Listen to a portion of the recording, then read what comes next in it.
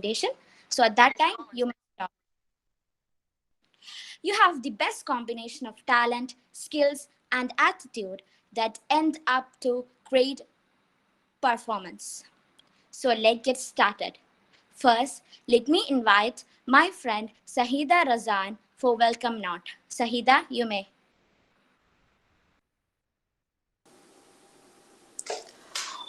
Good morning. Winston Churchill once said, the pessimistic sees difficulty in every opportunity. The optimistic sees opportunity in every difficulty. A warm morning to all. I am Sahida Razan from second semester BA English, and I am more than just honored to invite you all to this event by Viva English. Indeed, we have missed so much activities and programs due to current situation. But I have to say this with pride that even with online classes going on, we have still innovative programs in the online mode no matter what the situation. This is truly a blessing in disguise. With that being said, I wholeheartedly invite all the teachers, PG students, and my dear friends to this online event today. First, we have Alufa Sharif from my batch to summarize the novel The Adventures of Huckleberry Finn.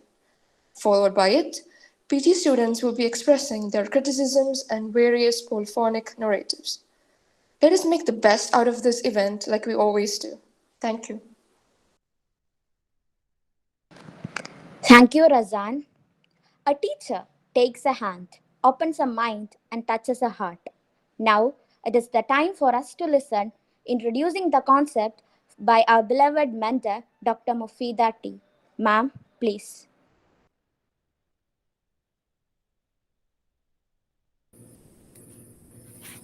Thank you, Naura. So, good morning, all, and hi, my dear students. I'm excited to listen to your presentation. Okay, as an introduction to the program, I would like to share a few words. Giving too much attention to literary theory would spoil the fun of reading. I always had this idea in my mind until someone corrected me. She said, "Why do you have to think of it as applying theories? We're just trying to interpret the perspectives." She was, of course, true. The greatest enjoyment of literary art is never simple. That's why we often have to subject the text to different types of interpretations. As T.S. Eliot puts it, I quote, "Criticism is as inevitable as breathing, and that we should be none the worse for articulating what passes in our minds when we read a book and feel an emotion about it." Unquote. Now, moving on to our program, my dear students, be a part of it about the most rewarding critical techniques that a keen reader could apply to good imaginative writing. So here we have a bunch of really smart students from second sem MA English who are going to interpret Huckleberry Finn from different theoretical paradigms. We have 9 presentations. Each team has 2 members, and each team will give us an introduction to the particular theory they have chosen, and they will also give us a demonstration of reading Huckleberry Finn from that critical perspective. So best wishes, my dear students. We have to wind up our program at 10:30, and if the presentations are not yet over by then we'll have to continue the session on next Monday.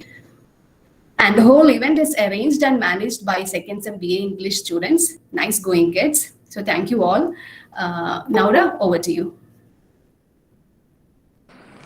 Thank you, ma'am, for the comprehensive introduction.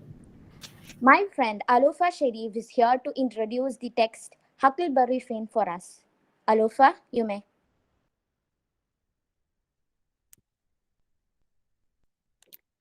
Being a kid who read Huckleberry Finn, little did I know back then that one day I would be listening to a critical session of that very book. Good morning, everyone. Published in the United Kingdom in 1884 and the United States in 1885, Adventures of Huckleberry Finn is one of Mark Twain's best known and most important novels. The novel tells the story of Huckleberry Finn's escape from his alcoholic and abusive father and Huck's adventure down the Mississippi River together with a runaway slave, Jim. The novel is a mixture of adventure story, social satire, and picturesque novel. The tale deals with difficult themes such as moral responsibility and the question of right and wrong. Adventures of Huckleberry Finn was an instant success, but it divided and still divides critics for its stance on racism and slavery. The book was banned in some southern US states, and even today is one of the most contested books on the American Library Association list. Ernest Hemingway said of this book that all modern literature comes from one book by Mark Twain. Now, before we get into the critical or polyphonic rating of this book, you must have a brief overview of what this whole book comprises of, and that is what I'm going to do now. So, The Adventures of Tom Sawyer, which was published before The Adventures of Huckleberry Finn, ends up in Tom Sawyer and Huckleberry Finn amassing a large amount of money by a band which a band of robbers had hidden. And this made these two boys really wealthy. And the first few chapters of Adventures of Huckleberry Finn, we might feel that it is a sequel to Tom Sawyer 2. What happens is, Huck then gets adopted by a widow Douglas and Miss Watson, but he struggles with their attempts to civilize him. One day, some locals fish a body from the river that runs past the town, and it turns out to be Huck's alcoholic and abusive father. And later, after some days, one evening when Huck returns to his room, he finds his father there, who eventually kidnaps Huck one day. And then what follows after is Huck was being kidnapped by his father across the river to Illinois, and his father soon starts. Everything was going fine for some time, like they were fishing and hunting whatever they can find and living on it. And Huck was enjoying the freedom that he was having, not to have some set of rules to follow. But then his father starts hitting him again, and Huck, not being able to take it anymore, escaped, faking his own death, and sets off towards Jackson Island in his canoe. This is where he meets Jim, Miss Watson's slave, who has run away. Huck promises not to betray Jim's trust. The rest of the whole book is all sort of adventures that Jim and Huck is gonna have, and their encounter with different people, all sort of people from different section of society, and the dangers they had to face, and also the escape made during each and every encounter. These encounters include, first was with 3 criminals on a stranded steamboat, and they somehow escaped from them. Jim and Huck's aim was to get to Cairo, take a steamboat up the Ohio River to the states where slavery has been abolished. Moving on, Jim and Huck get separated due to some climatic inconvenience, and Huck is taken by a local family, the Grangerfords, who have been in a long struggle with another local family, the Shepherdsons. Later, Huck finds Jim, and both escape when a feud broke out between the Grangerfords and the Shepherdsons. After they escape, they encounter 2 conmen who calls themselves the King and the Duke, and they plan many scams, which all proven successful, and their last one being selling off Jim to a local family, the Phelps. Then Huck goes in search of Jim, and to his surprise, Mrs. Phelps, or Aunt Sally, welcomes him with open arms, mistaking him for her nephew, Tom Sawyer. And Huck plays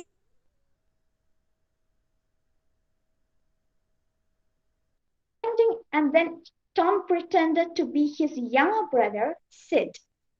Together, they plan on escaping, Tom making all sort of absurd escape plans and which kind of complicate everything in the last chapters because Tom has this ideas of escapes that he have known, which includes many ideas that were not practical, but somehow they managed to implement their plan. But it wasn't successful because during that plan, during their escape, Tom gets shot in his leg, and they were forced to call the village doctor, and this doctor turned them in. So the escape plan was unsuccessful, but Aunt Sally then came to know of their real identities, and then we get to the ending of the book, ending of the whole book, which is really a happy one. Tom recovers quickly. Miss Watson, who died 2 months ago, had set Jim free in her will. Immediately, Jim is released. Tom's Aunt Polly appears and puts an end to the charade that Tom and Huck have been creating in themselves. Huck learns from Jim that the dead man they found in the house on the river had been his father. And before Aunt Sally attempted to adopt Tom and civilize him, he heads off to the west and continues. And that is where Mark Twain ends the book and leaves the rest to the imagination of the readers. So, this is a very, very brief overview of this whole book because this is such an elaborate one. But I hope that you've at least have been able to catch a glimpse of it. Thank you. Thank you, Alofa, for introducing the text. It was indeed sonorous to our ears. Now, let's switch on to the presentations. First, let me call upon Abhirami and Arya for presenting psychoanalytic criticism.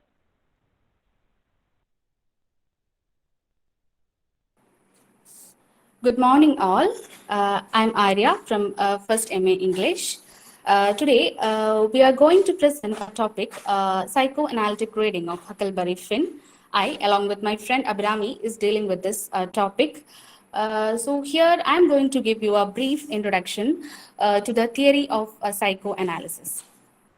Psychoanalytic criticism is a form of literary criticism that employs psychoanalytic techniques in the understanding of literature. Since the 1920s, psychoanalytic criticism, whose premises and techniques were founded by Sigmund Freud, an Austrian psychologist and philosopher, come into being. In this therapy, he examined how human mind affected the body, particularly in forms of mental illness, and finding ways to cure this illness. In the philosophical side, he speaks about one's own selfhood, the nature of human beings, and the principle related to culture and civilization. In addition to Freud, there is also Jacques Lacan, Jane Gallop, Slavoj Zizek, Elizabeth Wright, Shoshana Feldman, etc. The starting points of Freud's theories come from his book, The Civilization and Its Disconnects.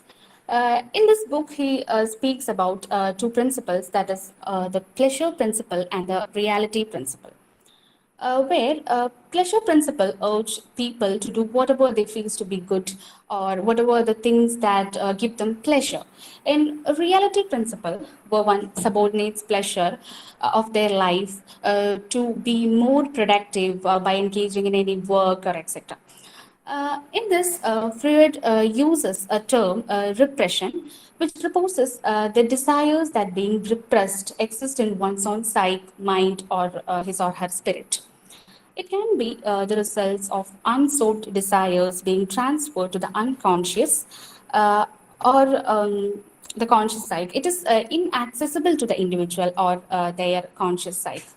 So his psychological model can be summed by the keywords related to the personality of an individual. He proposes some stages towards the personality of an individual. They are id, ego, and superego.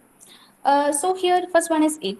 It means that the unconscious psyche that serves as a storehouse of one's own desires, wishes, and fears, which are being hidden. The next one is ego. It is mostly partial conscious part of the psyche that possesses experiences and act as a mediator in between it and superego. Superego means one's own conscience. Mainly, it deals with the morality part in the light of social pressures like self of right or wrong. Next one is his dream mechanism.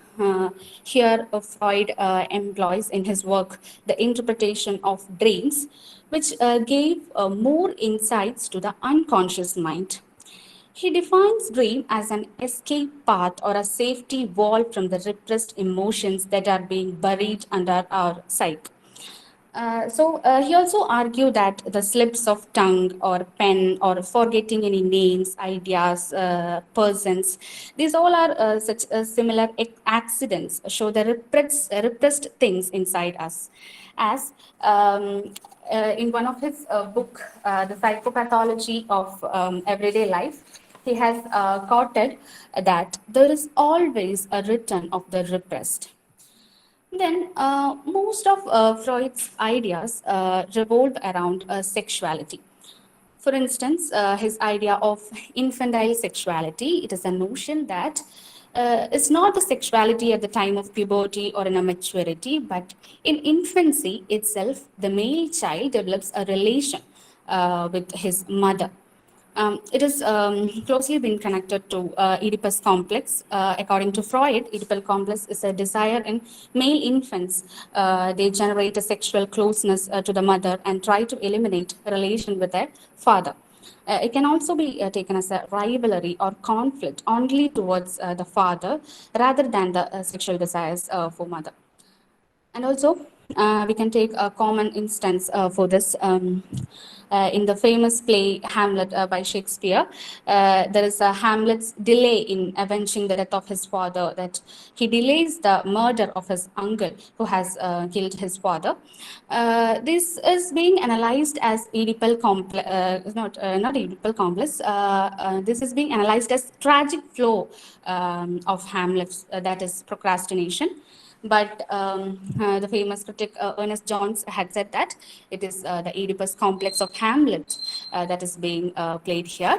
Okay, then there is also a new neo-Freudian idea of Electra Complex is coming nowadays. It is proposed by Carl Jung, that is the Electra Complex, which is the psychosexual competition with the mother of a girl child for the possession of her father. Apart from Freud, there is also Lacan, Jacques Lacan, and his major contribution to the psychoanalytical theory and a notion of unconscious and language and the form of selfhood that is imaginary, symbolic, and real stages. So these are the major theoretical elements in Huckleberry Finn. That is, most of the Freudian concepts are seen in this text. So we are mainly focusing on this. Now let us hear from Abirami the psychoanalytic elements which is being in Huckleberry Finn. Thank you. Hello, I'm Abhirami. My topic is on psychoanalytical criticism on Huckleberry Finn. In the novel Huckleberry Finn by Mark Twain, there are many inner conflicts experienced by the main character Huck, due to the gap between id and superego, giving rise to the conflict of ego. The manner in which id works in accordance with the pleasure principle is contrary to the working of superego that works in accordance with the existing rules and norms. Id on the main character Huck is shown in his desire to get freedom, but the desire for freedom is contrary to the superego in his character. That is, he obeys the rules of parents to return on time. Inner conflict of Huck in the end makes a decision to stay abreast of the rules of Widow Douglas. Widow Douglas teaches him about politeness, while Huck wants to be a free man as his old self. Id of Huck is more dominant when he lives with Widow Douglas. He feels familiar with what he does, but in his heart, he still wants to have his old life. Sometimes he cannot stand and often sneaks out and goes into the woods to take a rest and sleep. Later, when Huck and Jim are close to Cairo, Huck feels guilty to Miss Watson because He had helped Jim to escape from slavery without the knowledge of Miss Watson, who has been very kind to him. The external conflicts in the novel are personal and social. The personal conflict occurs between Huck and Papwin, while the social conflict occurs with Huck and the society. Then rebellion against father, rejecting of paternal authority. So, sociologically speaking, Huck rebels against the unjust, inhuman restrictions of a society that condones slavery, hypocrisy, and cruelty. Papwin is still Huck's sole guardian by law and holds near absolute power over him, an authority condoned by society, just as Miss Watson has a similar power over Jim. In the light of such authority, both Miss Watson and Papwin may be said to represent the superego. It can be seen when Huck goes against his conscience by refusing to turn Jim into the authorities. It is a letter to Miss Watson that he tears up. In this sense, then it is to escape the oppressive tyranny and cruel restraints of the uh, superego that Huck and Jim take flight on the river. Then, in the novel, Huck and Jim find the body of Huck's father in a floating house on the river, shot in the back, but the identity of his murder is never revealed. Huck, in fact, remains ignorant of the victim's identity until the end of the novel. The presence of Pab's corpse in the novel is a constant reminder of patricidal guilt, which could be connected with the Oedipus complex Sigmund Freud suggested. This irresolution with regard to solving the mystery of the murder of Huck's father is similar to the irresolution of Hamlet and of Sophocles' Oedipus. Then, water in any form is generally interpreted by the psychoanalyst as a female symbol, more specifically as a maternal symbol. From the super egoistic milieu, society, Huck and Jim flew to the river where they find freedom. Except when invaded by men, the river characterized by a strange, fluid, dreamlike peacefulness. The tension between land and water may be seen as analogous to that between conscious and the unconscious in Freudian theory. Lacking a real mother, Huck finds a symbolical mother in the river. In Freudian terms, he returns to the womb. Jim, Huck's adopted friend and parent, has the qualities that are more maternal than paternal. He possesses the gentleness, unquestioning loyalty, and loving kindness that we traditionally ascribe to the mother, in sharp contrast to the brutal authoritarianism of Papwin. It could also be said that Huckleberry Finn is a story of a child as a victim, embodying the betrayal of innocence theme. Huck as a wounded child, permanently scarred by traumas of death and violence. He here counted. He had counted 13 corpses in this novel. Then the dark river becomes the ideal symbol which suggests the Freudian death instinct, the unconscious instinct in all living things to return to non-living state and thereby achieving permanent surcease from the pain of living. Superstition is widely held, but irrational belief in supernatural influences, especially leading to good or bad luck. An example from the novel is Huck's belief that it is bad luck to kill a spider, to keep witches away, tie up a lock of your own hair with thread, then turn around 3 times and cross your breast each time. According to Freudian dream interpretation, spider symbolizes that you have issues with your parents. Carl Jung, an early supporter of Freud, believes that spider represent the shadow of self, that is part of yourself that you hide away in your shadows. It can also mean that you are an outsider or you feel like you are trapped. All of this can be well connected to the life of Huckleberry Finn, and they may be the factors that forced him to believe spiders as an ill omen.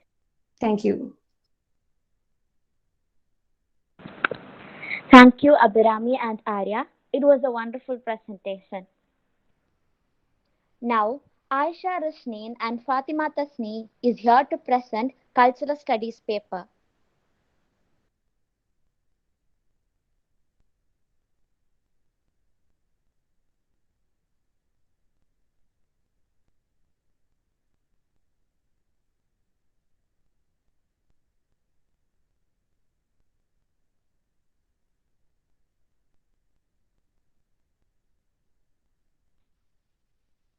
Good morning. I'm Aisha Rishmi. I'm here to give an introduction to the topic cultural studies. So, what is a culture?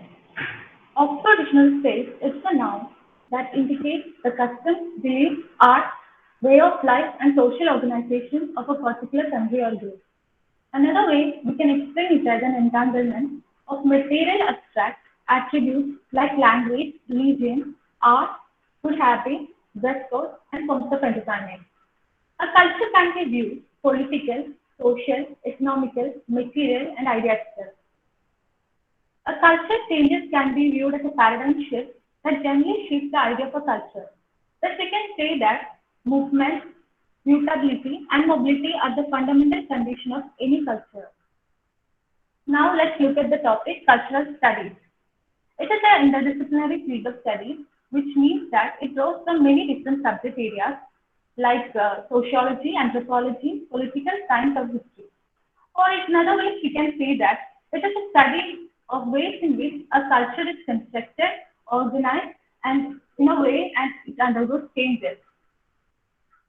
In cultural studies, it combines a variety of politically engaged critical approaches like feminism, semiotics, Marxism, critical race theory, class theories, post-structuralism, post-colonialism, media theory, etc. It also studies to understand how meaning is generated, disseminated, conducted, bounded up within a system of power, control, and how it is produced from a social, economic, political sphere. Let's look to the history of the cultural studies. One of the precursors of the cultural studies was by analyzing the social convention of force by Ronald Barthes. Another was from the neo-Marxist studies of literature and art. This was then inaugurated by Raymond Williams' Culture and Society and by Richard Hogarth, The Use of Literacy. It became institutionalized by starting of Birmingham Center of Contemporary Cultural Studies, of which Todd Hall, another leader in British cultural studies, was the director. Now let's see what are the characteristics of a cultural studies. The aim of a cultural studies is to examine the cultural practices and their relations to power. For example, the culture of working class were considered and how it can be considered against those of the dominant culture. The objective of a cultural studies includes understanding culture in all its forms and analyzing the social and political content in which the culture manifests. It can be said as a study both in an analysis as well as a criticism. For example, a cultural studies scholar not only study an object, but she would connect the study to a larger progressive and political project. It attempts to expose the constructed division of knowledge, that how a culture, it will give us how knowledge about how a culture is constructed, as well as how it is grounded in a culture, in a society. Cultural studies has a commitment to an ethical evaluation of modern society. We all know that our society has certain acceptable and unacceptable codes. So it will show how it is evaluated, and it also it also draws a radical lines of political action. Now let us look at the theories. There are a number of theories. These are the two basic theories: cultural construction and hegemony. Cultural construction is a theory that describes many influential social and cultural characteristics that are not inherent but constructed by people. So, like race, gender, disability, these concepts doesn't really exist, but are those concepts and beliefs that people have created in order to organize themselves, their culture, or society. Hegemonic theory. It is an important theory. Here they used to describe the dominance or authority of one group over the culture of others. For example, widely considered in American literature, it can be said that how the white culture is dominant over the black culture. The development of hegemonic theory in cultural studies explores agency. Agency is the capacity of an individual to act independently and to make their own free choices. Thus, it can be said like how a subordinate people run counter to the work of the traditional structuralists. Now, let us analyze the concept of text. It looks into how can be it's used particularly by underlying different ways people read, perceive, and interpret, and how it produce and circulate meaning. It also understands how a particular meaning is produced as well as how an identity is created.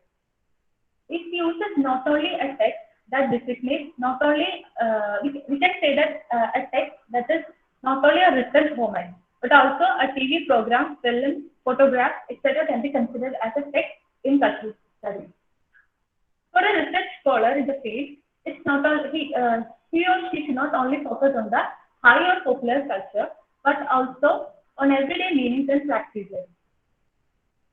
Textual studies is considered a bit complex since one has to study as well as engage with both knowledge system and the text to observe and analyze, and the scholar should get interact with his knowledge as well as text to one another. These are some of the major works in cultural studies: Roald Barthes' Mythology, Criticism, and Truth; Michael Falker's Madness and Civilization; Antonio Gramsci's Prince and Notebook; Richard Hoggard's Days of Literacy; George Hall's Representation, Cultural Representation, and Signifying Practices. That's all. Thank you. I hope I could give you an introduction to the topic. And now Tasmi will be applying this theory in the text. Thank you.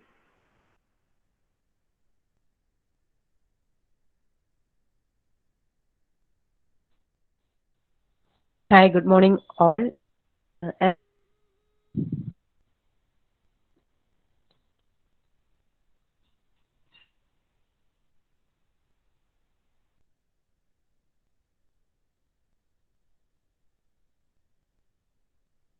Good morning.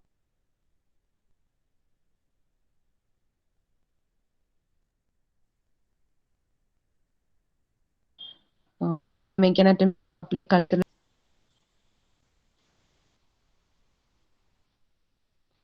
Hello, am I audible?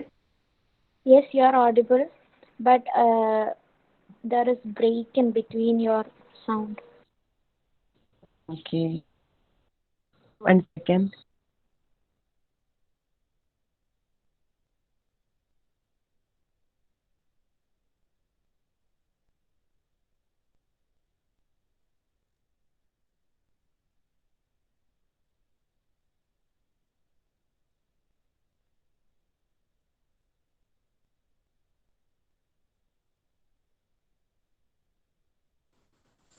Hi all. Now okay.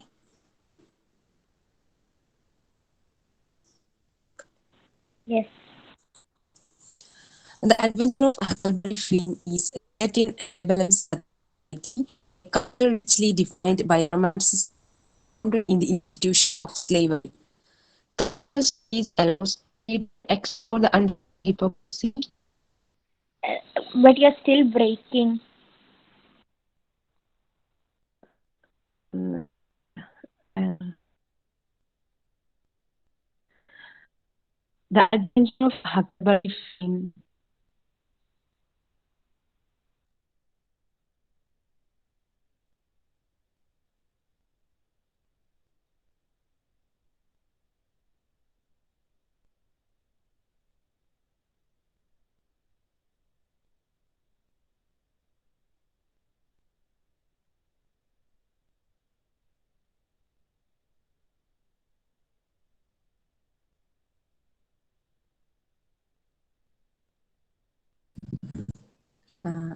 Hi all. Good morning. Okay. Hello. Audible? Yes, Stephanie, continue. Let's see. The adventure very in and development society, a culture richly defined by romanticism and founded in institution of slavery. Cultural studies allow the reader to explore the hypocrisy that is within this society which distorts human relations. Mark Twain's key message of the literary tradition, tourism provides a powerful medium to understand the novel Huckleberry Finn. the reader a new perspective on characters such as Huck and Jean by using them and their actions and contrasting them to society for the purpose of society.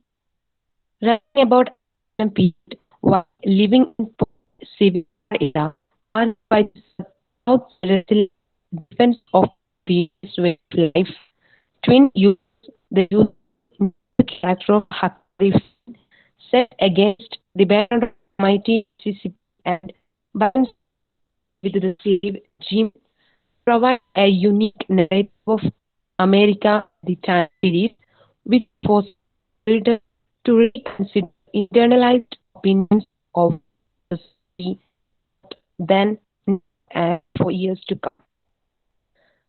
With a variety of characters and an abundance of tricks, lies, and schemes, Huckleberry filled with full adventures.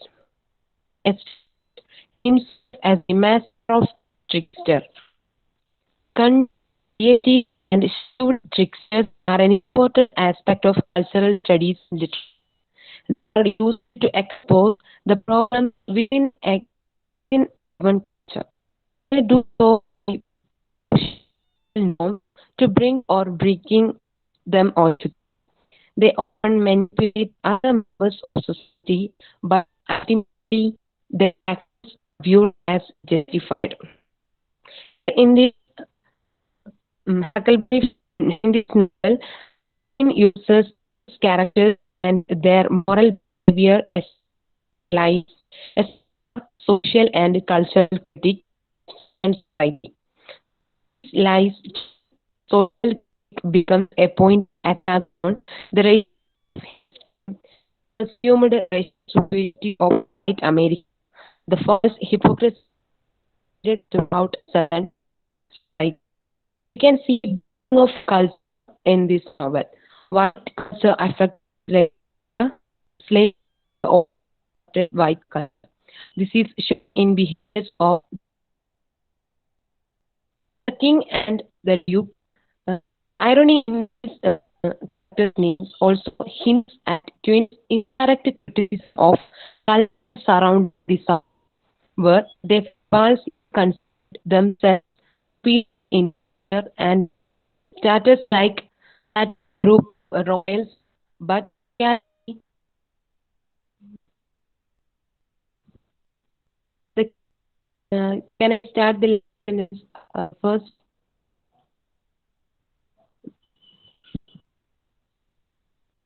Mm, King and the Duke, two characters of this novel, their uh, names are shows Tony. Uh, is indirect. Hello, sister. Hello. Your voice is still breaking, so it's better to move somewhere else where there is a good connectivity. Okay, thank you.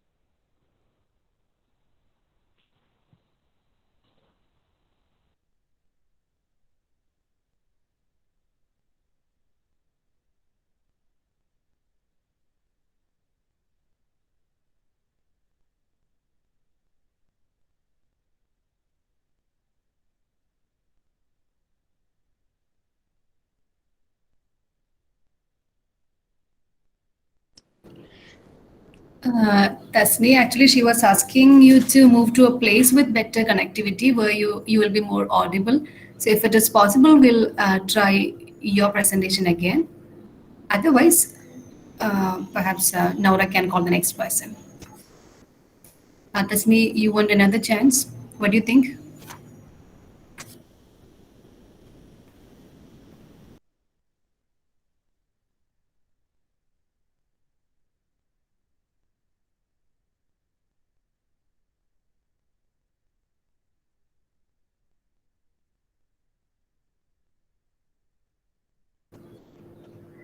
Okay, then try again, Tasni. If you want to do it now, do it again.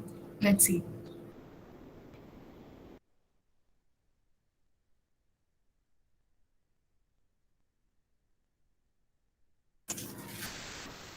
Okay, then Naura, you may call the next person, next team. Okay, ma'am. Thank you, Aisha, Rishneen, and Fatima Tasni. It was a marvelous presentation, although Tasni found a little bit difficulty in connectivity. We'll give her a chance later. Next, let me invite Akisha and Aisha Hind for presenting reader response criticism.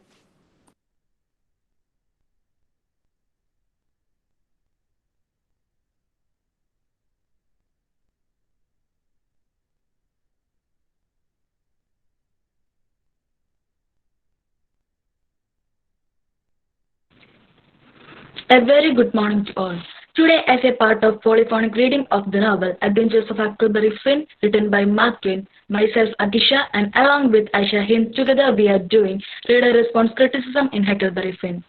In order to start with the reader response criticism in Huckleberry Finn, first of all, we all need to know what is this literary theory is all about. So let me give you a glance at the theory, reader response criticism. The reader response approach is derived from constructivism, and the interaction between the reader and the text forms the base of this approach. It is important to encourage readers to engage in a literary text and respond to it using their own feelings, experience, and ideas so that they will develop interpretive and creative skills during this interaction and gain new perspectives such as meaning of words, images, emotions, and other elements of a text. Reader response criticism encompasses various approaches to literature that explore and seek to explain the diversity of readers' responses to literary works.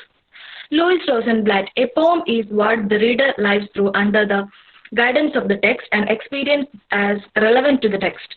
The idea that a poem presupposes a reader actively involved with the text is particularly shocking to those seeking term emphasis the objectivity of interpretations. Formerly spoke of the poem itself, the concrete work of art, the real poem. They had no interest in what a work of literature makes, no interest in what of literature makes a reader alive. William K. Wimsett and Montre C. Beardsley, 1954, used the term effective fallacy to define as erroneous. The very idea that a reader's response is relevant to meaning of a literary work. Stanley Fish in Literature in the Reader, Effective Stylistics, 1970, argued that any school of criticism that sees a literary work as an object claiming to describe what it is and never what it is and never what it does misconstrues. The very essence of literature is reading literature exists and signifies when it is read, Fish suggests, and its force of an effective one. Reader response critics believe that a reader's interaction with the text is meaning. The text cannot exist without the reader. The successful reader response critic does not just respond to a text, anyone can do that, but analyze his or her response or responses of others. When we refer to something as subjective, we mean that it pertains to the individual. A subjective reading of a text is one in which emphasis is placed on the attitude, moods, and opinions of the reader. When we refer something as objective, we mean that it pertains to an object or text separate from the individual or reader. An objective reading of a text is one that is influenced by emotions or personal prejudices. Reader response theory offers a subjective reading of a text.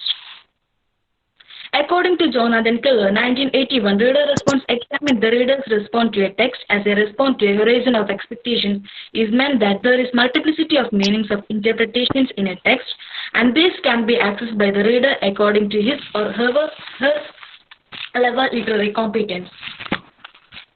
A reader's literary competence is highly informed by the social world in which a text is produced, and it usually has a shaping effect in his or her interpretation of such a text. In reader response, there is an interaction between the structure of the text and reader's response. It evokes a situation where individual readers give meaning to the text. This is because each reader will interact with the text differently, as the text may have more than one vivid interpretations. There are 5 different types of reader response theories like transactional reader response theory, affective stylistic reader response theory, subjective reader response theory, psychological reader response theory, and at last, social reader response theory. So that is all about reader response theory, the literary theory which is explained in detail by Akisha. It is simply the response of the reader who come across any piece of work, their ideas, their opinions, their thoughts. We all know that every people is different with their own individuality, so their view is going to have a different path. Mills, 1988, argues that as a novel rich in character and human behavior, the novel functions as a way of moral education. The novel can be considered as a moral agent as readers experience moral development through the characters of Huck. They respond to Huck's moral dilemma as they come to realize Huck's moral transformation. They become aware of how Jim suffers from slavery and how Huck recognizes Jim's humanity. They experience that moral dilemma as Huck does in this novel. The reader of Huckleberry Finn identify themselves with the character, the problems that adolescents face in their life. As for the coming of age, characteristics of novel, students who study this novel or the person who reads this novel give a response to the novel as they identify themselves with the character of Huck. Chapter 3 states that Huck frees himself from bondage of civilization, Miss Watson's way of life, as he decided to live on a raft. Similarly, adolescents experience similar problems as they go through this period. There are some other response when it comes to the deep relationship bond of Jim and Huck. As he says, honey, come back to raft, creating a sexual relationship or relation about friendship. The book is undeniably funny. It offers so much on many levels, rock-killing physical comedy, sharing social criticism, dazzling beautiful descriptive passages. It inspired both academic and general readers alike for more than 100 years. Mark Twain states in the notice that persons attempting to find a moral in this book will be banished. While he slightly overstates this case, we should not forget that this novel is very funny. It is important to find the humor in the novel. Too often, we as a reader are so concerned with the social aspect that we forget to look for what is really the actual funny. The statement of Huck, the statement of Huck in the very first chapter, she called me a lot of other names, but she never meant no harm. It comments that the widow uses knife when she is angry with him. Likewise, there is another statement which is said by Huck only in chapter 2, that is, I offered them Miss Watson. It comments that Huck is happy to allow the gang to kill Miss Watson because he doesn't like her anyway. Money plays a very important role in the action of numerous characters and is often used to highlight the difference between the rich and poor.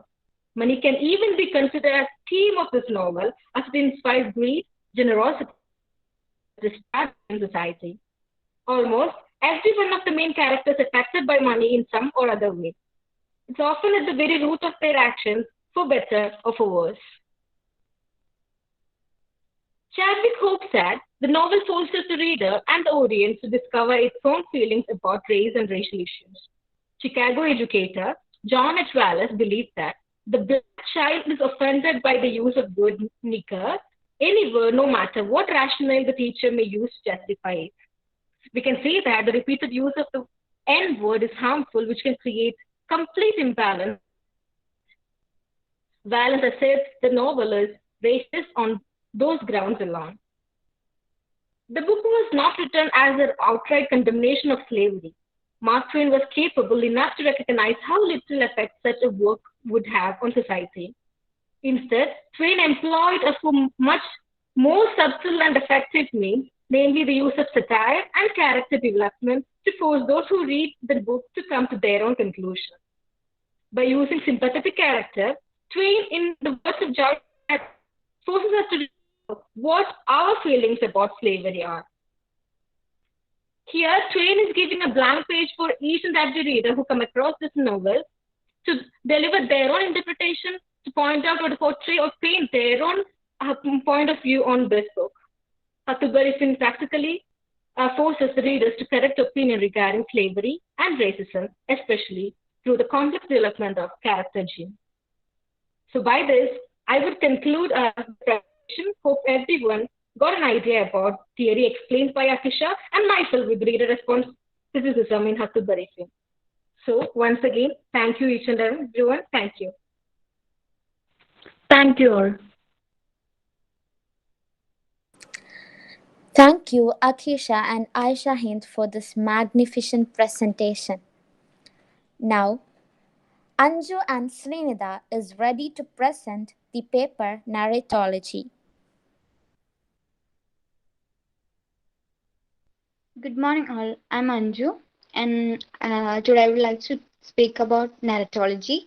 Narratology is the study of narrative structure. Narratology look at what narratives have in common and what makes one different from another.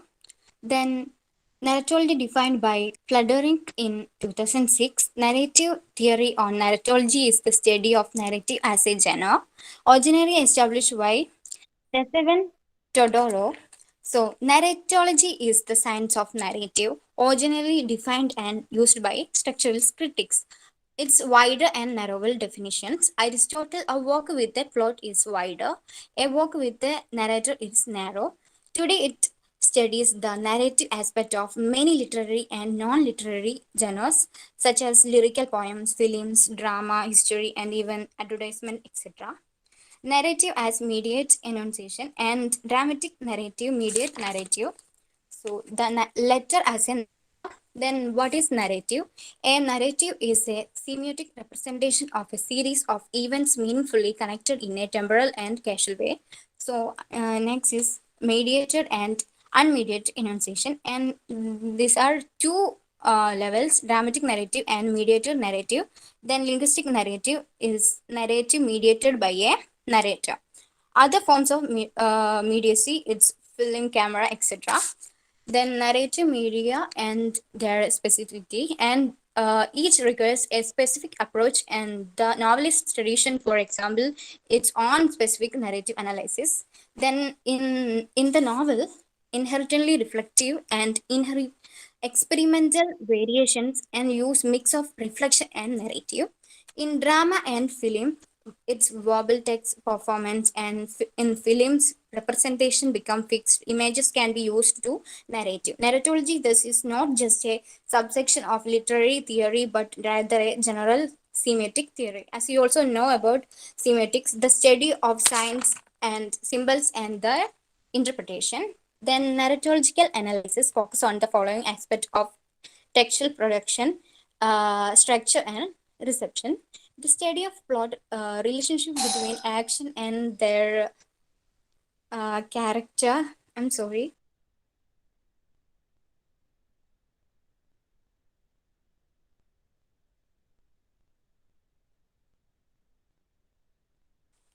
I'm sorry. Let's start. The study of plot, relationship between action and character, post structure, other ways to approaching narratives historically, thematically, systematically, archetypically, and disconstructively. The analysis of narrative structure, narratology structuralist origin, social, and the Russian formalist impact of structuralism. Then formalist view of narrative. Words in poetry are not only signifies but also function as signified. The formal view, literature is a functional system, a set of devices whose values is determined by other devices. A work presupposes and convention other words, styles, genre, structure of meanings that goes beyond the work. Structure of a narrative. If narrative is a representation of a series of events, then we can analyze the events that composes it. We can study these events according to the position next to each other. This horizontal approaches corresponds to syntactic and axis of the semantic chain. Horizontal analysis study of elements that comprise a narrative and their relations and connections. Then vertical analysis is a level of analysis even represented and structure of representation. It's a two levels defined by Boris Tomczewski. It's fabula and Chusong, and there have three levels, which is text and story and fabula. It's defined by Mike one, and text finity. Text is moved to these three levels: text, story, fabula. The fabula it means action. It's according to Ball a bare scheme of narrative events. A description of the fabula would also omit any temporal or perspective distractions. The term plot is used in everyday language after distinguish and a story scheme, action scheme, a structure in between mixing traits of both. Plot is a tricky word. It's rich meaning, and the concept of story needs for the a story is a fabula which has have been given a presentational shape, a specific point of view, and a temporal scheme. So this all about the story, text, and fabula. Fabula means action.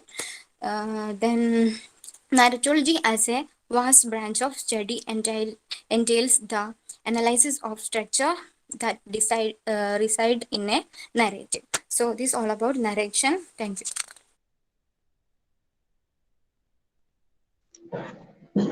Good morning to all. So Anju given the clear picture about the theory narratology, and I hope it's clear to all. And I'm going to talk about how the theory is applied in this novel. The novel is written in the first person point of view, which allows the reader to experience story through Huck's eyes and identify closely with the narrator. So Huck is the narrator, and Twain introduces the character of Huck Finn in 1876 novel The Adventures of Tom Sawyer as a partner in Sawyer's adventures.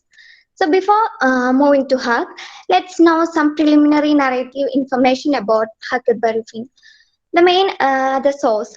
Some characters and episodes in Huckleberry Finn have been traced to their source in book that Mark Twain had apparently read in his childhood experiences.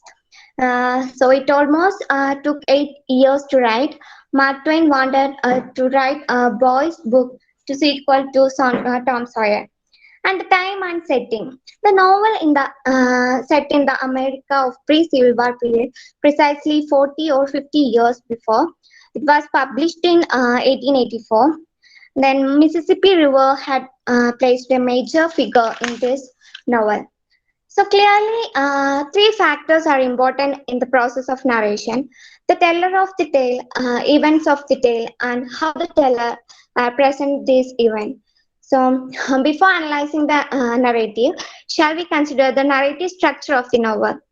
The novel is episodic in structure, mainly three parts: the prelude to the journey of escape, journey on a raft, and freeing of Jim. So, the novel opens with Huck introducing himself and explaining what has happened to him since the end of the last book by Twain, The Adventures of Tom Sawyer. Uh, uh, the story is told entirely from Huck's perspective, and Huck refers himself as I throughout the novel. Reader can experience both external events and Huck's internal thoughts and feelings from his vantage point. So let's look some characters. The main one is our protagonist. Huck is the mainly an orphan. His father Pap is in town drunk, and we can see Pap is a wreck when he appears in the beginning of the novel. So Huck is adopted by two wealthy sisters who live together in a large house in Petersburg, the widow Douglas and Miss Watson. Actually, these two characters are most prominently representative of, hypocritical religious and ethical values Twain criticizes in this novel.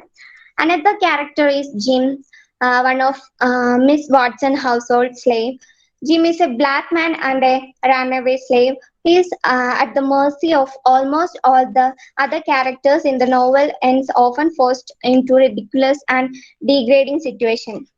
And in some scenes we can see the great bond between Huck and Jim, and how the friendship demonstrates to Huck that humanity has nothing to do with race. Uh, that's clearly shown in chapter 31. Huck debates what he should do. He knows that the right thing and the clear thing is to write a letter to Miss Watson, telling her the location of location of her runaway slave. But he thinks of what a great friend Jim has been, and he decides to follow the path of wickedness and help Jim to escape.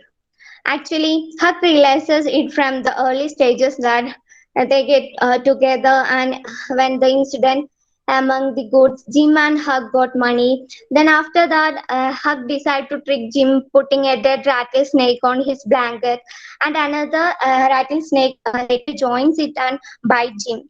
Huck really feels guilty and believing that he had brought bad luck by handling a snake skin. I think this is in chapter 10. And from there onwards, they start the journey together and get freedom and enjoy the freedom. The character of the narrator begins develop in the same way. Huck decides to disguise himself as a girl and find what is going in the town. Huck is go to the town and Mrs. Judith and pretending to Sarah Williams even when Huck is being deceitful, and he dresses as a girl and lies to a woman he meets in order to get information about his father. Huck's action remains always sympathetic. Then both Huck and Jim are the quest for freedom, trying to escape the rules of society by declaring their independence in the manner. The two are fulfilling the American dreams of living, and they choose to without being subject the restraint and restriction they do not embrace. That's why Huck avoids effort to civilize him by Widow Douglas and run away. Run away. Jim also wants to secure his life and achieve freedom. He ran away from town. Through the journey, he enjoys the freedom and also explore tenet of American dreams, equality, and rather absence. And in one sense, many of Huck's author are not that different from the king and duke they met from the journey. All three tell story to manipulate people, but because we know Huck's motives are correct and his action seems justified. We don't see the story from the perspective of the king and duke, so we can only assume they are selfish and greedy as their actions suggest. It's necessary for the reader to relate closely to Huck so that the moral takes off his dilemma about helping Jim are high, and the reader is fully invested in Huck's decision.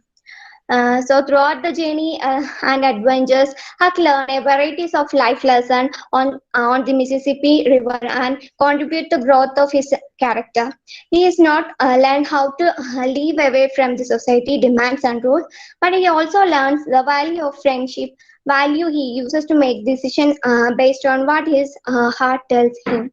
So towards the end, Tom reveals that he plans for them to free Jim and return to home to celebrate Jim as a hero and a free man.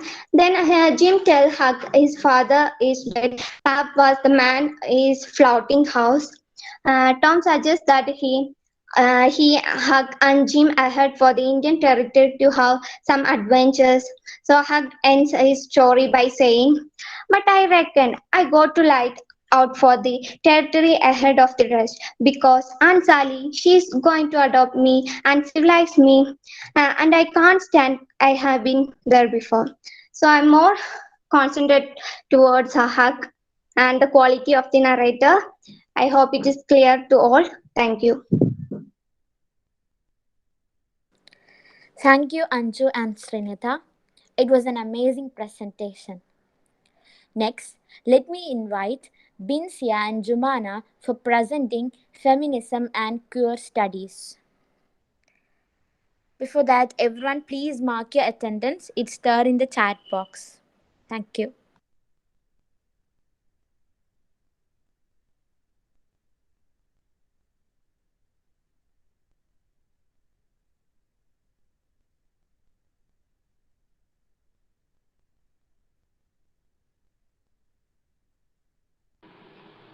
Okay. Good morning, all. Hope I'm audible. My beloved teachers and fellow literature scholars, I'm Binsia, and me and my friend Jumna will be addressing the topic queer theory and feministic theory in the novel, and which comes under the umbrella title called Gender Studies. Let me give you an introduction to queer theory. Queer theory is often used to designate the combined area of gay lesbian studies together with the theoretical and critical writings about all modes of variance such as cross-dressing, bisexuality, transsexuality, from society's normative model of sexual identity. And this theory became part of the liberation movement. In the 1970s, researchers of the most part assumed that there was a fixed unitary identity as a gay man or a lesbian that has remained stable through human history. And due to the large part, because of the assimilation of viewpoints and analytic methods of eminent personalities like Derrida, Foucault, and other post-structuralists, the earlier assumptions about a unitary and stable gay or lesbian identity were frequently put to question, and historical and critical analysis became increasingly subtle and complex. A number of queer theories, for example, adopted the deconstructive mode of dismantling the key binary opposition of Western culture, such as the male-female, heterosexual and homosexual, natural and unnatural, etc., by which a spectrum of diverse things are forced into only two categories, and in which the first category is assigned more privilege, power, and centrality, while the second is derogated, subordinated, and marginalized. Another prominent theoretical procedure has been to undo the earlier assumption that heterosexual and homosexual are essential, universal, and transhistorical types of human subjects or identities.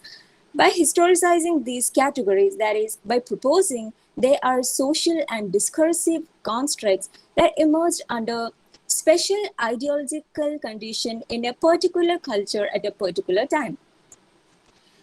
And in a further development of constructionist theory, Judith Butler, in Gender Trouble, Feminism and Subversion of Identity, described the categories of gender and sexuality as performative, in the sense that features which a cultural discourse institutes as masculine or feminine, heterosexual or homosexual, it also makes happen by establishing an identity that the socialized individual assimilates and the patterns of behavior that he or she enacts. And gender studies is an interdisciplinary field that focuses on the complex interaction of gender with other identity markers such as race, ethnicity, sexuality, nation, and religion. Feminist criticism and queer studies, etc., are an extension of this wide spectrum of discipline. And let me give you an insight to how Mark Twain deconstructs masculinity in the novel. The early 19th century setting in Mark Twain's Huckleberry Finn offers a turbulent landscape for Twain to stage a commentary on the interdependencies that perpetuate his main character's transracial relationship. Focalizing through Huck, a child of 12 deconstructs a traditional narrative and emphasizes the complex overlap in Jim's fundamental identity as Black and his cultural role as a slave. Ironically, the ascribed nature of Jim's identity is what grounds Huck and subsequently the reader in the represented world. Although he is owned and held as a slave, Jim is a father of a nuclear family he hopes to reunite into, and makes comfortably between the roles of servant and a parent in his dealing with Huck. In stark contrast, Huck's identity is held captive within the violent cyclicality of his relationship with his alcoholic, deadbeat father and elderly traditional Miss Watson. And these hugely differing adults fail to provide Huck with a reliable masculine compass, compromising Huck's developing sexuality. Thus, Twain presents masculinity and sexuality as the axis on which Huck and Jim's intimate friendship is asymbiote, blurring the rules governing the conventional relationship between master and slave and redefining the constitution of these titles. Placing masculinity and sexuality on a plane to represent axes is complicated by these variables' interchangeability within the novel.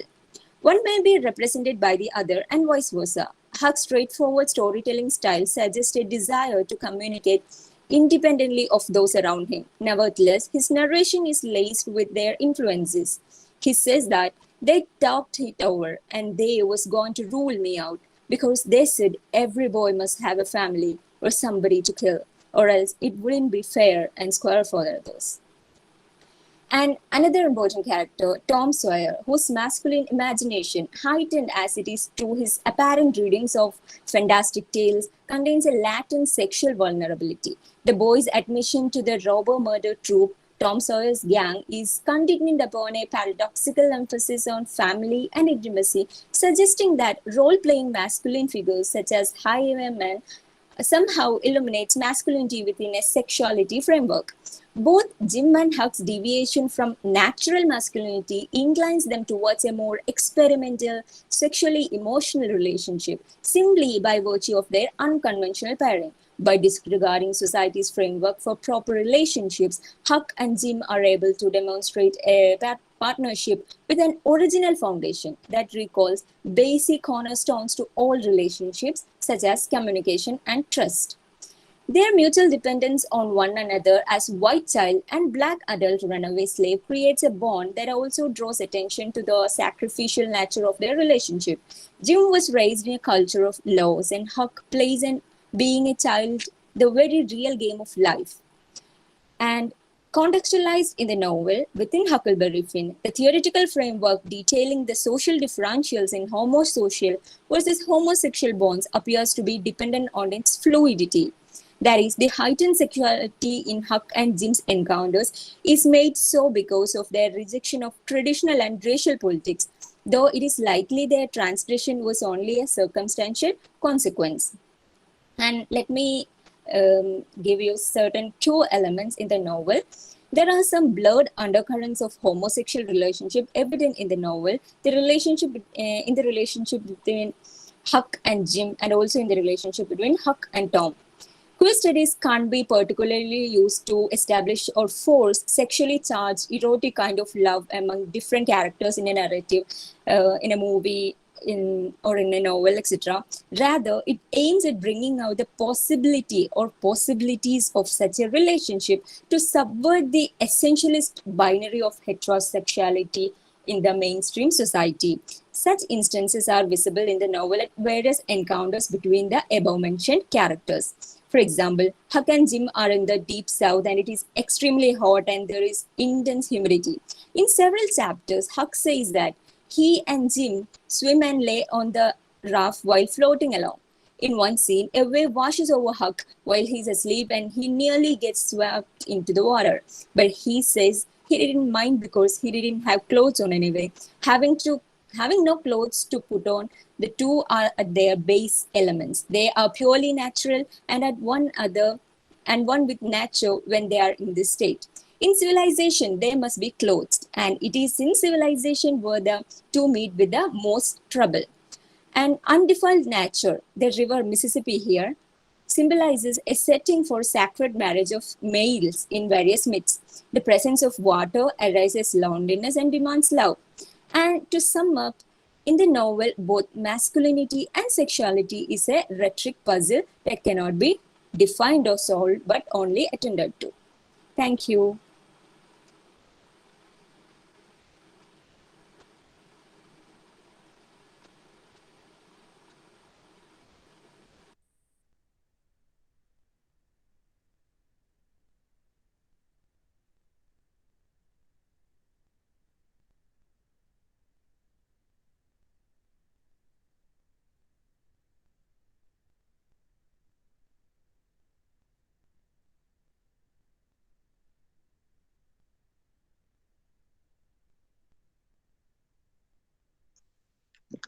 Good morning, all of you.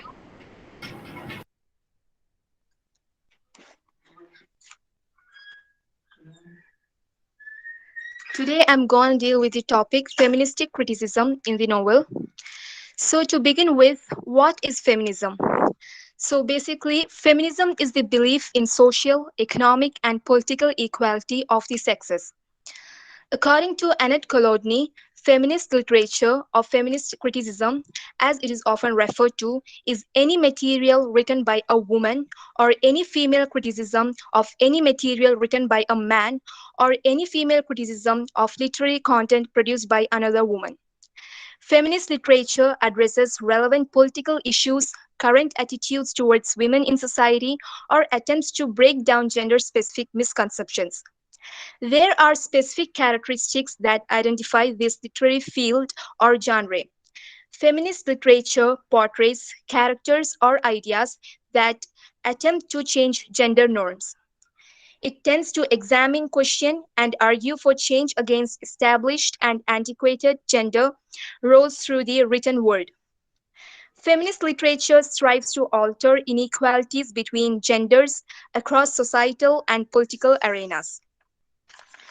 So now let's see the feministic elements in the novel. Throughout the Western history, women have been subject to gender bias based on being the physically frailer fraction of any society. This always leads to a harmful side of women.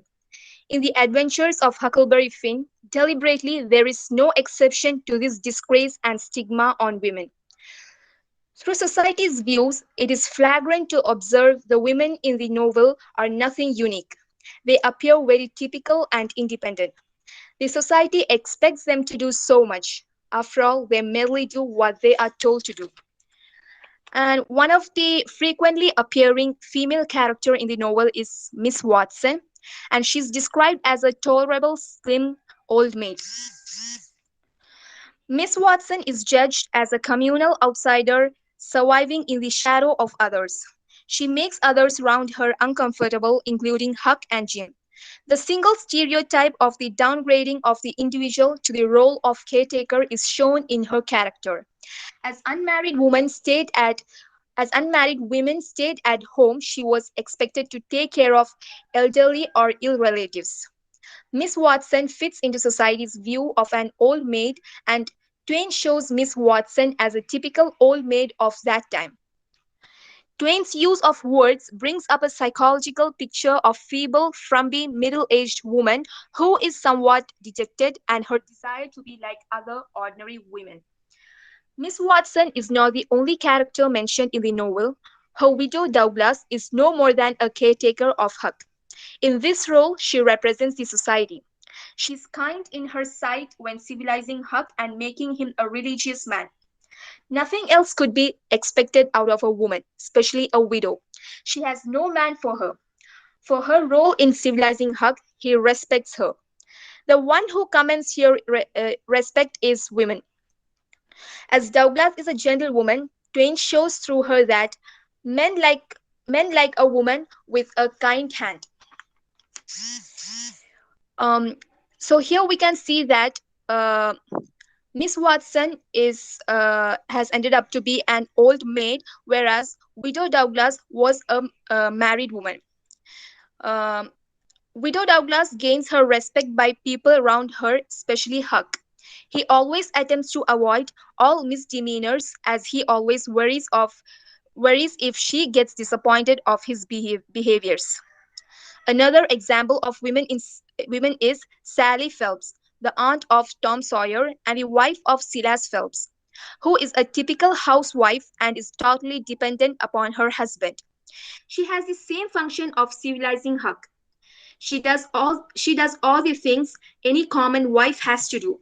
In a way or another, she depicts what an average married woman has to do. The society gives her no right and she is helpless in her relationship. As an inferior creature, she is completely controlled by men and the society. Twain uses women to demonstrate how easily they can be taken. Other young female characters have other functions of looking pretty for young boys like Huck. The mentioned three sisters in the novel carelessly give their father's fortune to the men without any hesitation. Not only does Twain explicate how the female gender can be tricked, but how they must also be rescued. Let me conclude. Twain describes the situation in which women have been treated in the 19th century. Women can be described as individuals, such as the aunts, Miss Watson, and Widow Douglas. They can be self-contained and hard-working women and well-educated. None of them could effortlessly be scammed. They do truly care about the boys and ill relatives, as shown in Aunt Polly's character. Yet, this is what they have to do. Women should be creative in other fields. It is not only taking care of children and ill people. Instead, they have to empower themselves with information and data of distinguished and peculiar fields as politics and journalism. That's all. Thank you. Thank you, Binsi and Jumana. That was a great presentation. So, for the time being, let's stop here. We have four more presentation left, but we'll do it for next day. So, everyone, please mark your attendance in the chat box. There is a link for your attendance. At last, let me call upon my friend Tafha Makbul, first year BA English, to give vote of thanks. So, Tafha, you may. A lovely and warm morning to our valued and worthy teachers and beloved friends. It's an honor to me to have been asked to offer a vote of thanks for this meeting, Adventures of Huckleberry Finn, a polyphonic reading. I, on behalf of my colleagues and the entire English department, first of all, spread my most sincere thanks to the Lord God and a hearty gratitude to all the speakers for their graceful words with us in today's meeting. I would like to thank the Honorable and respected Dr. T. Mufida, the Assistant Professor of English, for introducing the concept.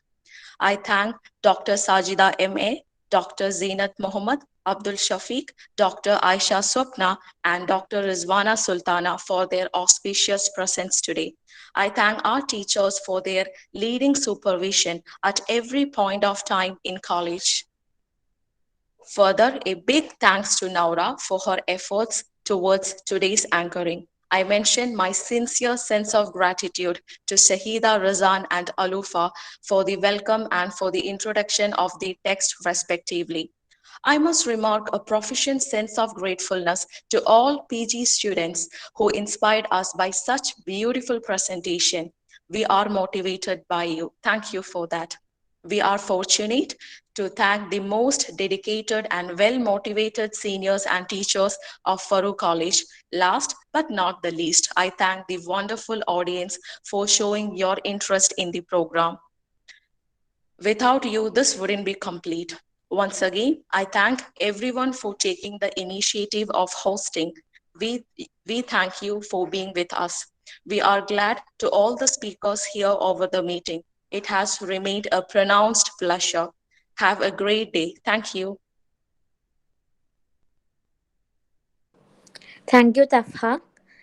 And once again, thank you for all our postgraduates for giving us your time. Thank you. Thank you all. You may leave.